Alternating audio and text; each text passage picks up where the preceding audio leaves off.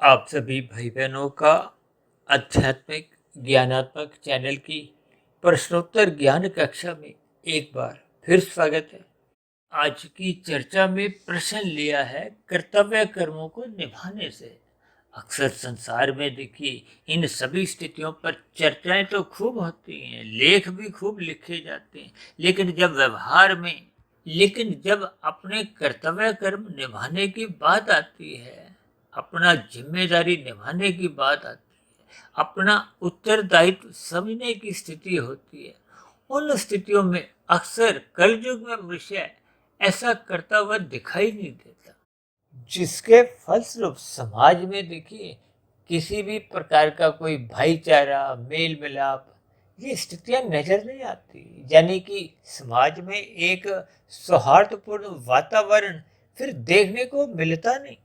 ये सभी स्थितियां देखिए ऊपरी ऊपरी स्तर पर बातों में ही दिखाई देती है, लेकिन जब तक मनुष्य अपने अपने जिम्मेदारियों को, अपने अपने कर्तव्य कर्मों का पूर्ण ईमानदारी से पालन नहीं करता, देखिए समाज में अनादिकाल से शास्त्रों में देखिए ब्राह्मण क्षत्रिय वैश्य शूद्र ये चार स्थितियां कर्म के आधार पे बनाई गई हैं। अक्सर मनुष्य इन स्थितियों को भी देखिए जन्म से जोड़ देता है। जब तक मनुष्य अपने कर्मों में निष्कामता नहीं लाता, देखिए निष्कामता आती है अपने कर्तव्य कर्मों को निभाने से। जब सभी भाई बहन अपने कर्तव्य कर्मों को ईमानदारी से निभाते हैं, तो सभी के ही उस कर्तव्य कर्मों को निभाने से समाज में एक भाईचारा मेल मिलाप की स्थितियां बनने लगती हैं। यानी कि कुल मिलाकर संघर्ष की स्थितियां, लड़ाई झगड़े की स्थितियां समाप्त होते हुए एक सौहार्दपूर्ण वातावरण बनता है। इन सभी स्थितियों के लिए मनुष्य को सात्विक होना होता है, अपने अपने कर्तव्य कर्मों को यानी कि अपने धर्म का पालन करना होता है।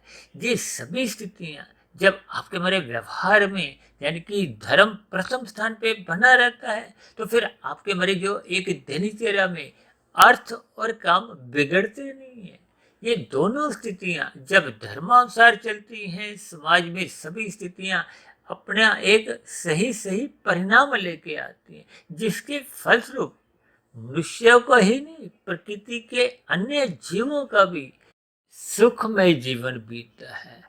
इन सभी स्थितियों पर आप चिंतन करें और यथासंभव अपने अपने कर्तव्य कर्मों को ईमानदारी से निभाते हुए समाज में अपना सहयोग दें। तो चर्चा विशेष को यहीं विश्राम देते हैं। आप किसी भाई बहन का भी अब तक की प्रसारित 1900 वीडियो से संबंधित आपके मन में कोई प्रश्न हो, तो आपके प्रश्नों का भी इस प्रश्नोत्तर ज्ञान कक्षा में स्वागत है। चर्चा विशेष को ध्यानपूर्वक सुनने के लिए आप सभी भाई बहनों का बहुत बहुत धन्यवाद।